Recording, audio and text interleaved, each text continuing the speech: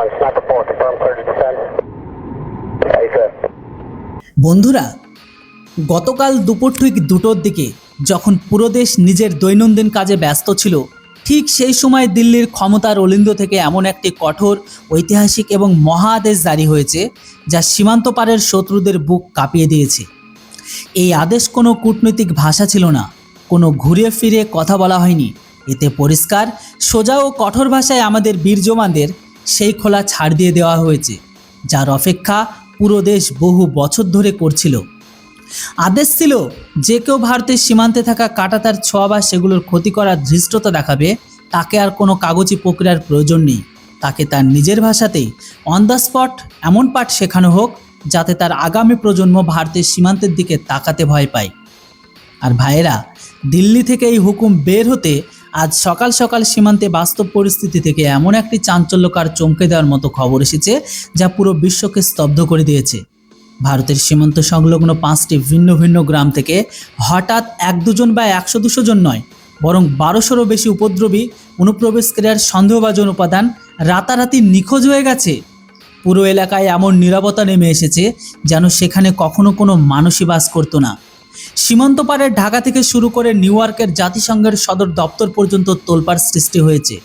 এই বড় ঘটনা ঠিক পরপরই বাংলাদেশের পররাষ্ট্রমন্ত্রী খলিলুর রহমান আতঙ্কিত আর বিভ্রান্ত হয়ে আন্তর্জাতিক মিডিয়ার সামনে এসে ভিকটিম কার্ড খেলা শুরু করেছে এবং কান্না জড়িয়েছেন।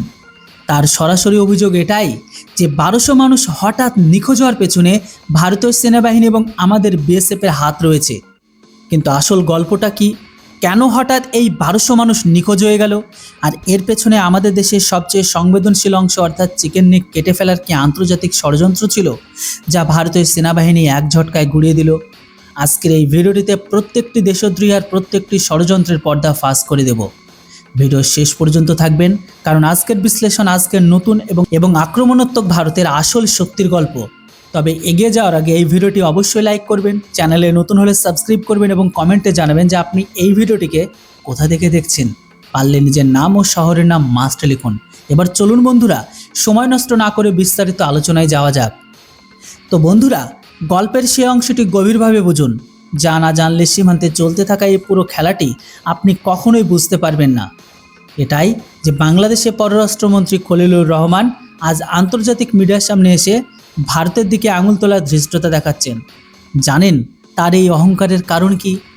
ইনি সেই মহাশয় যাকে কিছুদিন আগে জাতিসংঘের সাধারণ পরিষদের 81তম অধিবেশনের সভাপতি নির্বাচিত করা হয়েছে। হ্যাঁ, আর যেমনই তার হাতে জাতিসংঘের এই বড় চেয়ারটি এলো, তার মাথায় ক্ষমতা এবং অহংকারের নেশা সপ্তম আকাশে চড়ে গেল।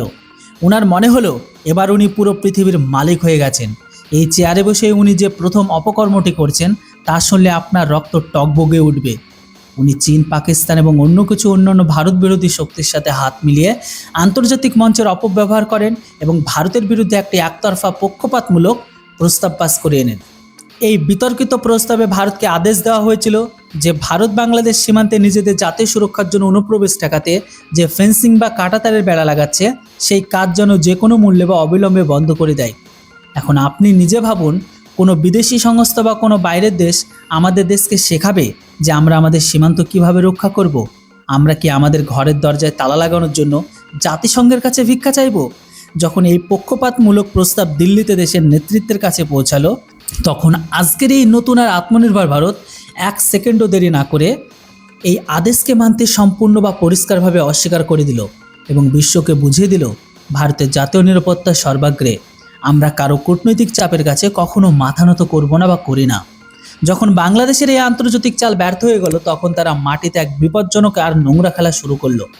জাতিসংঘের সেই সিদ্ধান্তকে ঢাল বানিয়ে সেখানকার কিছু কট্টরপন্থী উপাদান স্থানীয় মানুষ আর সহিংসতা জনতাকে উস্কানি দিল।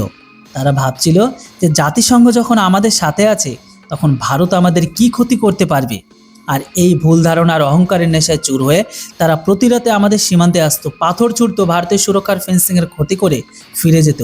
তারা ভাবছিল ভারত আন্তর্জাতিক চাপে পিছিয়ে যাবে, কিন্তু এই অবুঝদের ধারণা ছিল না যে এবার তাদের মুখোমুখি হওয়া ভারতের রূপ 1971 সালে আমলের মতো নয়, বরং আজকের মোদি শাহের নতুন আর আক্রমণাত্মক ভারত, যা ঘরে ঢুকে মারতেও জানে এবং সীমান্ত সুরক্ষিত করতেও জানে।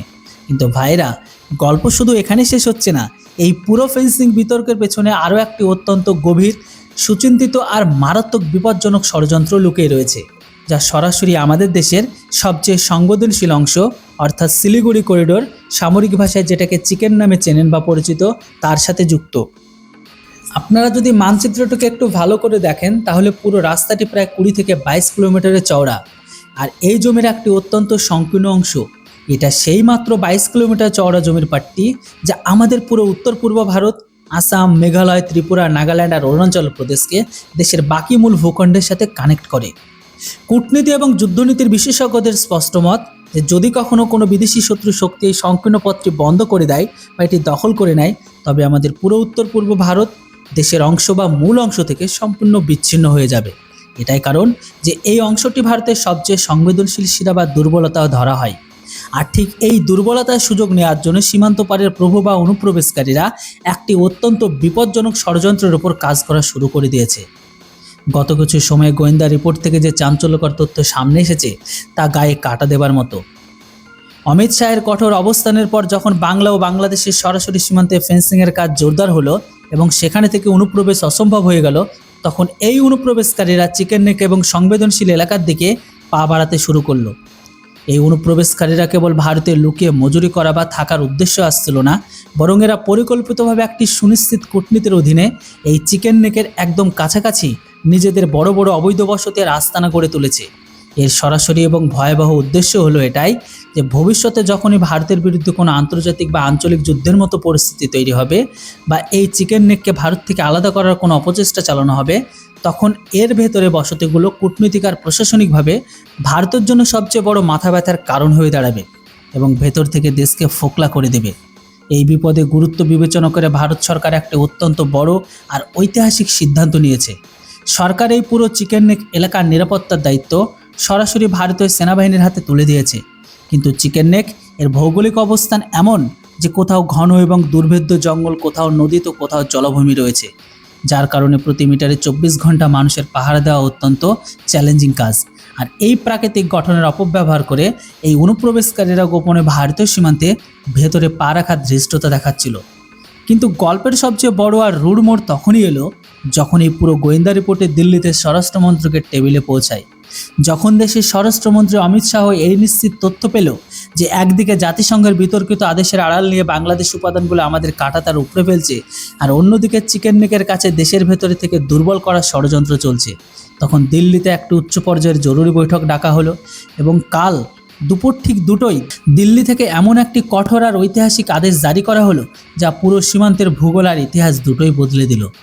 এই আদেশে আমাদের সীমান্ত রক্ষা বাহিনী বিএসএফ আর সেনাবাহিনীকে সম্পূর্ণ স্বাধীনতা দিয়ে পরিষ্কার বলা হয়েছিল, এখন সীমান্তে কোনো ধরনের নরম মনোভাব বা কূটনীতি দেখানোর বিন্দুমাত্র প্রয়োজন নেই।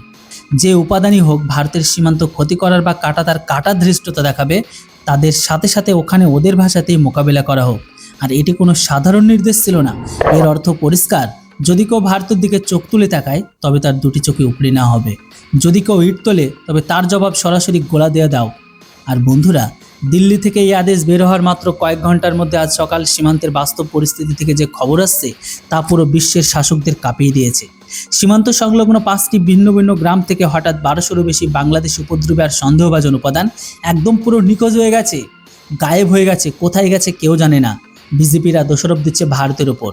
যেমনই ভারতীয় জওয়ানরা সীমান্তে পূর্ব আক্রমণাত্মক মেজাজে মোর্চা সামলাবে আর অবৈধ আস্তানাগুলোর উপর কঠোর নজরদারি শুরু করলো, অমনি সীমান্ত পারের এলাকাগুলো থেকে তীব্র আতঙ্ক তোলপাড় সৃষ্টি হলো। যারা কাল পর্যন্ত ফেন্সিংয়ের কাছে এসে হট্টগোল করছিল, এখন তাদের কোনো নাম নিশানা পাওয়া যাচ্ছে না। সীমান্তের যে রাস্তাগুলো কাল পর্যন্ত ভারী আনাগোনার পাথর ছুঁড়ে মারার ঘটনা ঘটত, সেখানে আজ শুধু এবং শুধুই শ্মশানের নীরবতা। সীমান্তে ভারতের এই রুদ্ররূপ দেখে বাংলাদেশের সরকার পুরোপুরি ভড়কে গেছে এবং আন্তর্জাতিক মিডিয়ার সামনে ভিত্তিহীন অভিযোগ তুলেছে। এবং বাংলাদেশের পররাষ্ট্রমন্ত্রী খলিলুর রহমান আন্তর্জাতিক মঞ্চে যতই খুশি বুক চাপড়ান না কেন, যতই খুশি কান্না কাঁদুন না কেন, কিন্তু ভারত নিজের অবস্থান পুরোপুরি পরিষ্কার করে দিয়েছে। ভারত সরকার বিশ্বকে কঠোর বার্তা দিয়ে দিয়েছে যে যখন কথা আমাদের দেশের অভ্যন্তরীণ নিরাপত্তা, সার্বভৌমত্ব এবং দেশের সীমান্তে আসবে, তখন ভারত কোনো আন্তর্জাতিক সংস্থা এমন পক্ষপাতমূলক এবং কাগজের টুকরোর মতো সিদ্ধান্ত সামনে এখনও হাঁটু টেকে না। আমাদের সেনাবাহিনী চিকেন নেকের কাছে অবৈধভাবে গড়ে তোলা প্রতিটি বসতিকে সম্পূর্ণভাবে নিজেদের র্যাডারে এড়িয়ে নিয়েছে। গোয়েন্দা সংস্থাগুলো পরিষ্কার করে দিয়েছে যে দেশের এই মুরগির গলা টেপার ষড়যন্ত্রকারী প্রতিটি অনুপ্রবেশকারীকে বেছে বেছে টেনে হিসেবে বের করা হবে। সীমান্তে ফেন্সিংয়ের কাজ 1 সেকেন্ডের জন্য থামবে না, বরং একে আরও আধুনিক প্রযুক্তি, থার্মাল ক্যামেরা, দ্বিগুণ গতিতে সম্পূর্ণ করা হবে।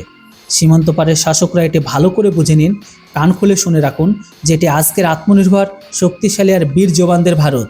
হ্যাঁ, যা নিজের সীমান্ত রক্ষা করতেও জানে আর শত্রুদের তাদের সঠিক জায়গা দেখিয়ে দিতেও জানে। এখন এই বড় বিতর্ক আর আমাদের সেনাবাহিনীর এই রুড অ্যাকশনের উপর আপনাদের কি মতামত কমেন্ট বক্সে অবশ্যই জানান। আর ভিডিওটি লাইক করে চ্যানেলটিতে নতুন হলে সাবস্ক্রাইব করুন। দেখা হচ্ছে আপনাদের সাথে পরের কোনো ভিডিওতে নতুন বড় একটা বিশ্লেষণের সাথে। ততক্ষণের জন্য জয় হিন্দ, থ্যাঙ্কস ফর ওয়াচিং। জয় হিন্দ, বন্দে মাতরম।